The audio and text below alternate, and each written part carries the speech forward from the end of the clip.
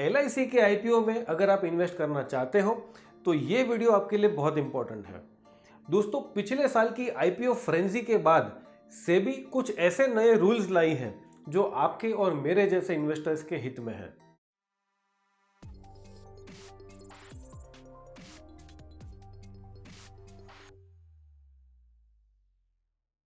नमस्कार दोस्तों, मेरा नाम है मुंजाल मेहता। आज बहुत दिन बाद एक इम्पॉर्टेंट अपडेट सबसे शेयर करने जा रहा हूं। इसके लिए हम बहुत एक्साइटेड हैं।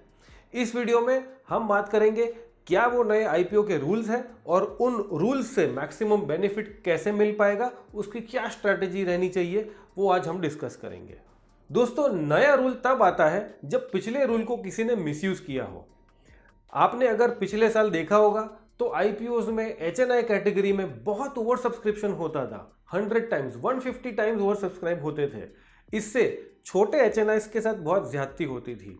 इसीलिए सेबी ने नए 3 रूल लाए हैं जो HNIs के कैटेगरी में एप्लीकेबल होते हैं। पहला रूल, सेबी ने किसी भी इंडिविजुअल इन्वेस्टर के लिए फंडिंग की लिमिट तय कर दी है 1 करोड़। यानी कि कोई भी इंडिविजुअल इन्वेस्टर 1 करोड़ से ऊपर की फंडिंग नहीं ले पाएगा। पहले ही होता यह था कि अगर 2 इन्वेस्टर है, एक के पास 10 लाख रुपए है और दूसरे के पास भी 10 लाख रुपए है, लेकिन उसके पास फंडिंग का एक्सेस है, तो दूसरे इन्वेस्टर ने 2 या 3 करोड़ का फंडिंग लेके 2 या 3 करोड़ की IPO की एप्लीकेशन कर देते थे और पहला इन्वेस्टर 10 लाख की एप्लीकेशन करता था। इसकी वजह से जो फंडिंग लेता था उसको अनड्यू एडवांटेज मिलता था।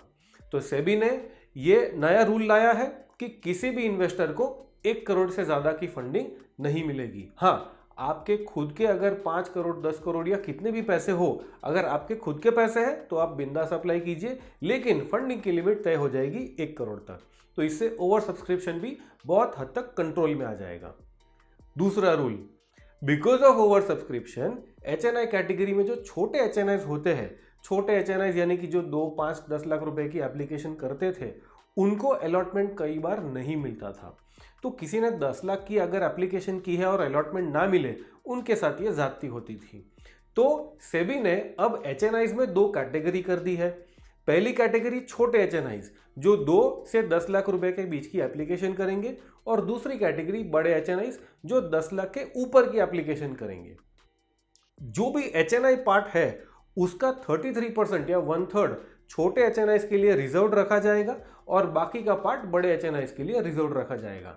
इससे अगर ओवर सब्सक्रिप्शन हुआ तो छोटे HNIs को तो अलॉटमेंट मिलेगा, 1/3 उनके लिए रिजर्व रहेगा। तीसरा और सबसे मजेदार रूल, ये मेरा पर्सनल फेवरेट है दोस्तों। इससे सारे एप्लीकेंट्स को एक लेवल प्लेइंग फील्ड यानी कि इक्वल चांस मिल जाएगा अलॉटमेंट का। पहले ये केवल रिटेल में एप्लीकेबल था, यानी कि अगर कोई रिटेल कैटेगरी में अप्लाई करता है और उसमें ओवर सब्सक्रिप्शन है तो एप्लीकेंट्स को अलॉटमेंट लॉटरी बेसिस पे मिलता था, और ये सेम रूल अभी HNI कैटेगरी में एप्लीकेबल हो जाएगा। छोटे HNI और बड़े HNI दोनों कैटेगरीज में ये एप्लीकेबल हो जाएगा। तो लेट्स अज्यूम आपने छोटे HNI की कैटेगरी में अप्लाई किया है और उसमें ओवर सब्सक्रिप्शन हुआ। In that case lottery basis पे किसको अलॉटमेंट होगा वो चूज किया जाएगा। उसमें भी ट्राई ये किया करेंगे कि मैक्सिमम लोगों को एटलीस्ट 2 लाख रुपए का अलॉटमेंट मिल जाए।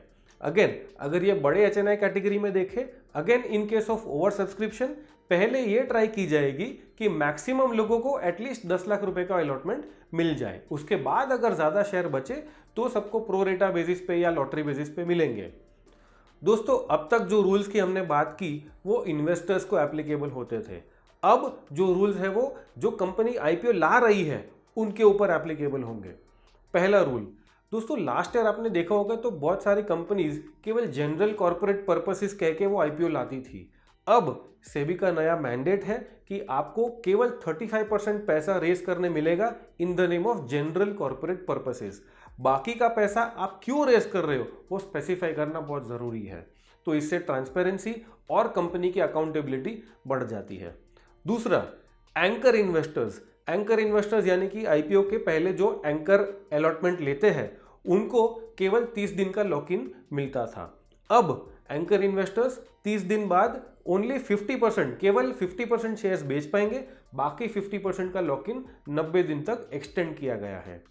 तीसरा और शायद सबसे इंपॉर्टेंट रूल, अगर कोई आईपीओ ऑफर फॉर सेल है, ऑफर फॉर सेल यानी कि प्रमोटर या कोई प्राइवेट इक्विटी प्लेयर अपने शेयर्स इस आईपीओ में ऑफर करना चाहता हो और उनके शेयर्स 20% से ज़्यादा हो, तो इस आईपीओ में वो अपने होल्डिंग का केवल 50% ही ऑफर कर पाएंगे टू दी एप्लीकेंट्स। इससे क्या होगा कि बाकी का होल्डिंग उनका ऑलरेडी कंपनी में है, तो वो उस जवाबदारी से या फेयर प्राइसिंग से इस आईपीओ को लेके आएंगे। टू समराइज, इन्वेस्टर्स के लिए 3 रूल एप्लीकेबल है। पहला रूल, किसी भी इंडिविजुअल की फंडिंग 1 करोड़ के ऊपर नहीं की जाएगी।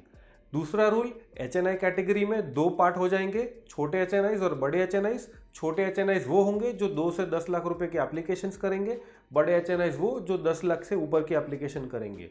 छोटे एचएनआईज के लिए 33% of the HNI book reserved रहेगा और बड़े एचएनआईज के लिए बाकी का 66% रिजर्व्ड रहेगा। तीसरा रूल, अब एचएनआईज में भी अलॉटमेंट लकी ड्रॉ सिस्टम से होगा। कॉर्पोरेट्स को जो रूल एप्लीकेबल होंगे उसमें भी 3 पार्ट है।